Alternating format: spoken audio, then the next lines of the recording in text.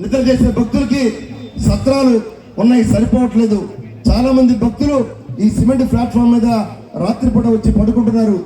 వారు ఇక్కడ నిద్ర కాబట్టి ఇవాళ మరి పాలకవర్గం తప్పకుండా రాబోయే రోజుల్లో మంచి కార్యక్రమాలు చేసి దేవాలయ అభివృద్ధి కోసం, దేవాలయం వచ్చే భక్తుల మనోభావాలని కాపాడటం కోసం అన్ని రకాల కృషి చేయాలని చెప్పి కోరుకుంటూ, మరి వాళ్ళు ఇందాక చెప్పినట్టుగా 500 కోట్లు 275 కోట్లేమో ఈ దేవాలయాల అభివృద్ధికి, 235 కోట్లు ధూపదీప నైవేద్యాలకి ఈ ప్రభుత్వం ఖర్చు పెట్టమని చెప్పేసి అందరికీ శ్రేణిగా మనం చేస్తాను.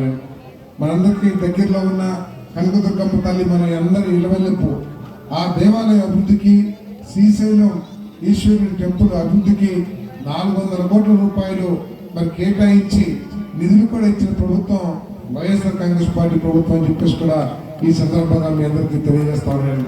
మరి ఈ ప్రభుత్వం హిందుత్వాన్ని అభివృద్ధి చేయడానికి, ఎందుకంటే ఈ ప్రభుత్వం మీద ఒక బురదలుతా ఉన్నారు, హిందుత్వాన్ని తొక్కేస్తున్నారు.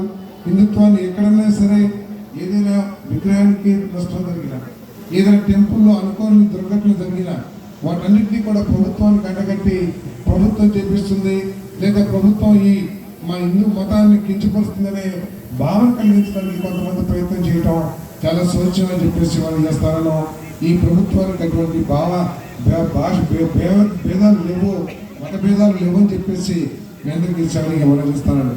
మరి ఈ ప్రభుత్వం బలహీన వర్గాలకి ఏ విధమైన ప్రాముఖ్యతలు ఇస్తుందో మనందరూ కూడా ఒకసారి గమనించినట్టయితే అన్ని విషయాల్లో కూడా, అన్ని రంగాల్లో కూడా బీసీలని ఎస్సీలని అభివృద్ధి చేయాలనే లక్ష్యంతో ఈ ప్రభుత్వం పనిచేస్తుందని చెప్పేసి మనం చేస్తాను.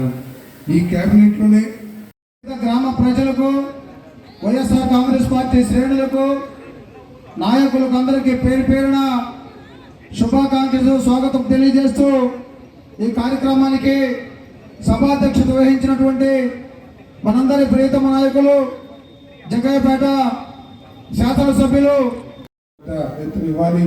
చాలా చేతికొచ్చిన పంట అంతా కూడా మరి నీళ్లు పాలైపోయింది, చాలా తీవ్ర నష్టాల్లో కూరుకుపోయిన రైతాంగం.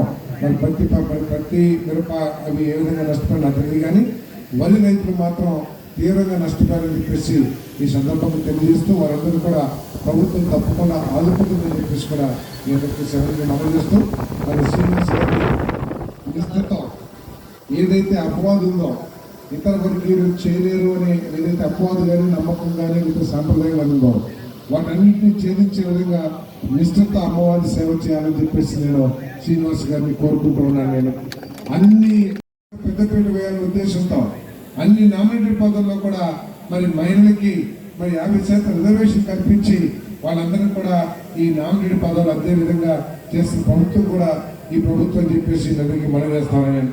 మరి ఇటీవల రైతాంగం అంతా కూడా ఇందాక వస్తారు బాగుండు, నేను చూశాను పంట పొలాలన్నీ కూడా నష్టపోయారు.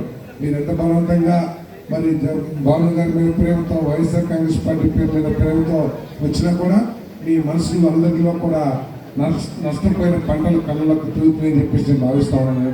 మరి ఎందుకంటే చేతికి వచ్చిన పంట, మరి కోతకి దగ్గరికి వచ్చిన పంటలన్నీ కూడా మరి నష్టపోయా. మనం ఆ నష్టాన్ని పూడ్చడానికి ఈ ప్రభుత్వం అన్ని విధాలు కూడా చర్యలు తీసుకుంటుందని చెప్పేసి అందరికీ చాలా మనం చేస్తాను.